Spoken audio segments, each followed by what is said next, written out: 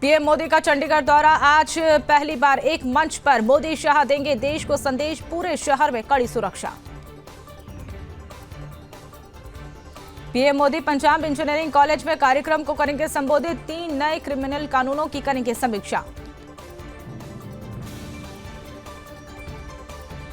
संसद के शीतकालीन सत्र का छठा दिन। आज से संसद के सार्थक चर्चा पक्ष विपक्ष के द्वारा की जाएगी। हंगामा न होने को लेकर सहमति बनी। शिवसेना सांसद प्रियंका सुले बोली, सदन में 13-14 दिसंबर को होगी संविधान पर चर्चा। ओम बिरला के साथ बैठक के बाद बोले कल्याण बनर्जी, सदन चलाने के लिए सभी दल सहमत। 13-14 दिसंबर को संविधान पर होगी चर्चा। सभा को संभल मामले पर बोलने की अनुमति मिलेगी।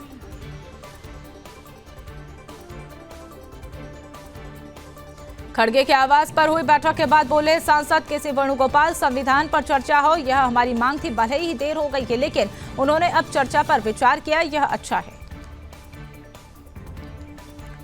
श्रीनगर में एनकाउंटर, सुरक्षा बलों के साथ मुठभेड़ में एक आतंकी ढेर। द साबरमती रिपोर्ट देखने के बाद बोली प्रियंका गांधी। आपको बता तो चले कि बोली कंगना रनौत, इस फिल्म का से पता चलता है कि कांग्रेस सरकार में कैसे सच छुपाया गया है, कैसे लोगों की जान बचाई गई है और कैसे चिताओं की आग पर राजनीतिक रोटियां सेकी गई है।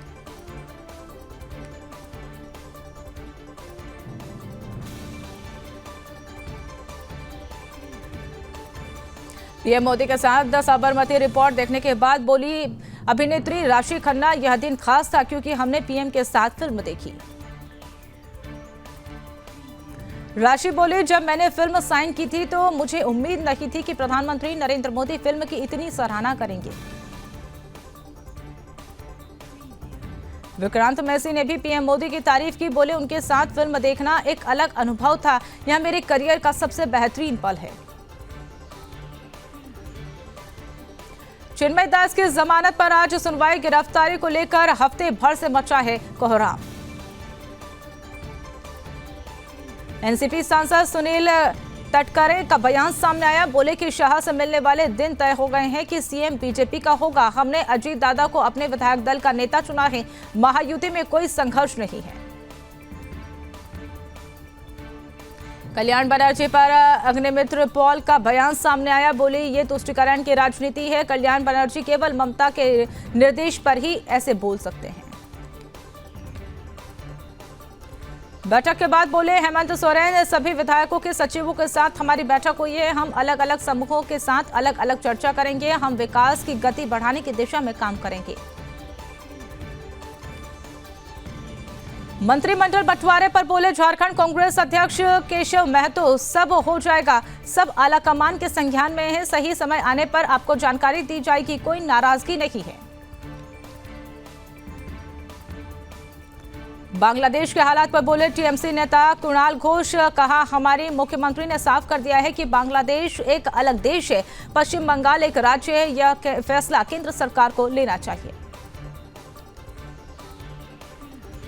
शिवसेना यूबीटी नेता आनंद दुबे का बड़ा बयान सामने आया। बोले एकनाथ शिंदे और अजीत पवार बीजेपी के दोस्त नहीं बल्कि उनके गुलाम हैं। गुलामों को समझौता करना पड़ता है। महाराष्ट्र के लिए बीजेपी ने तय किए पर्यवेक्षक। निर्मला सीतारमण और विजय रूपाणी को मिली बड़ी जिम्मेदारी। महाराष्ट्र के पर्यवेक्षक बनने के बाद बोले विजय रूपाणी, कहा कि हम वहां जाएंगे, सबसे मिलेंगे और उनसे हालाकमान को इसकी जानकारी देंगे, फिर चुनाव होगा। सागर पहुंचे चंद्रशेखर बावनकुले। शपथ ग्रहण समारोह के लिए आजाद मैदान का किया निरीक्षण। अधिकारियों को दिए जरूरी दिशा निर्देश। पीएम मोदी ने पुतिन को दिया भारत आने का औपचारिक निमंत्रण। भारत रूस संबंध में नई शुरुआत 2025 में होगी ऐतिहासिक बातचीत। पश्चिम बंगाल में शुभेंदु अधिकारी समेत विधायकों के साथ प्रदर्शन किया गया। बांग्लादेश में संतों की गिरफ्तारी और हिंदुओं पर हो रहे अत्याचार के खिलाफ जताया विरोध। शुभेंदु अधिकारी का बांग्लादेश पर हमला। बोले वहां की कट्टरपंथी सरकार हिंदू विरोधी है। ये मंदिरों को नष्ट करने, साधु संतों को अवैध रूप से हिरासत में करने की कोशिश कर रहे हैं। बांग्लादेश में बेकाबू हुए हालात, प्रभु चिन्मय के वकील पर हुआ हमला।